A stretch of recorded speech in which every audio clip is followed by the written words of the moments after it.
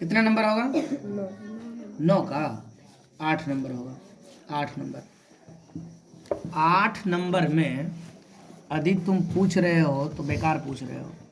कितना लिखा देखो, किसी भवन का गुंबद एक अर्धगोले के आकार का है। अब समझ जाओ कि अर्धगोला का ही कुछ कोई भी काम करेंगे, चाहे वक्र पृष्ठ क्षेत्रफल निकालें, संपूर्ण पृष्ठ क्षेत्रफल निकालें, आयतन निकालें, तो अर्धगोला का ही निकालना है। लेकिन करना क्या वो आगे देखो। अंदर से अर्धगोले का आकार का है, अंदर से इसमें सफेदी कराने का मतलब चूना पेंट करने का सफेदी कराने के में 498.96 रुपये का खर्च हुआ। इतना रुपया खर्च होता है। ठीक, यदि सफेदी कराने की दर 2 रुपया प्रति वर्ग मीटर, 2 रुपया प्रति वर्ग मीटर, रे भाई जब इतना टका खर्चा हुआ है, एक वर्ग मीटर पर 2 रुपया खर्चा होता है, इतना टका कै वर्ग मीटर पर खर्चा हुआ होगा। इसमें भाग दोगे, वर्ग मीटर तुम्हारा निकल जाएगा, वर्ग मीटर निकल जाएगा, तो वो तुम्हारा क्या हुआ? पृष्ठ क्षेत्रफल हुआ। कौन? संपूर्ण की वक्र पृष्ठ क्षेत्रफल। इसलिए वक्र पृष्ठ क्षेत्रफल कि अर्धगोला में अंदर घूस के पेंट किया है। संपूर्ण निकालेगा तो उसमें वृत्त लग जाएगा, तो उसमें घुसेगा कैसे? समझ रहे हैं ना? तो उसका वक्र पृष्ठ क्षेत्रफल। इसमें आप 2 से भाग करिएगा, वक्र पृष्ठ क्षेत्रफल आ जाएगा। और देखिए यहाँ क्वेश्चन, गुंबद के आंतरिक वक्र का पृष्ठ क्षेत्रफल, जैसे 2 से भाग कीजिएगा, एक आंसर टनाटन निकल जाएगा।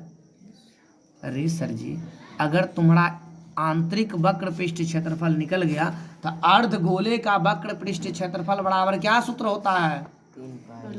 3 पाई, बुर्बक है क्या? 2 पाई आर स्क्वायर होता है।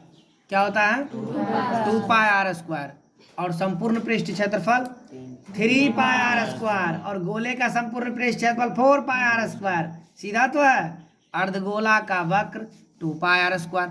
शुरू से लो, वृत्त का क्षेत्रफल पाई आर स्क्वायर, वृत्त का क्षेत्रफल, अर्धगोले का वक्र पृष्ठ क्षेत्रफल 2 पाई आर स्क्वायर, अर्धगोले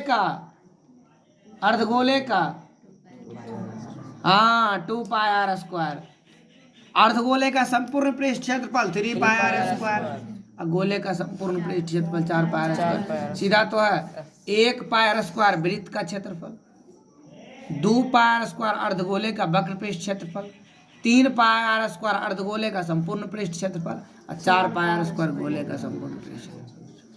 कहाँ है भारी? अब इतना याद नहीं रखो तो तुम्हारी मर्जी है।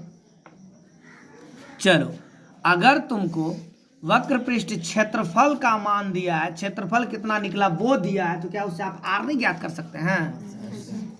अरे भाई, क्षेत्रफल दिया है, आर नहीं ज्ञात कर सकते। तो बेलन में वक्र पृष्ठ क्षेत्रफल दिया रहता था, ऊंचाई दिया रहता, त्रिज्या निकालते थे कि नहीं निकालते थे? तो इसमें भी तो वही करना है। वक्र पृष्ठ क्षेत्रफल 2 से भाग जैसे करोगे, वक्र पृष्ठ क्षेत्रफल निकल जाएगा। वक्र पृष्ठ क्षेत्रफल निकल गया तो उससे आप त्रिज्या ज्ञात कर लोगे, और जैसे त्रिज्या ज्ञात करोगे तो उसका आयतन ज्ञात कर लोगे। हो गया, समझे? Thank you.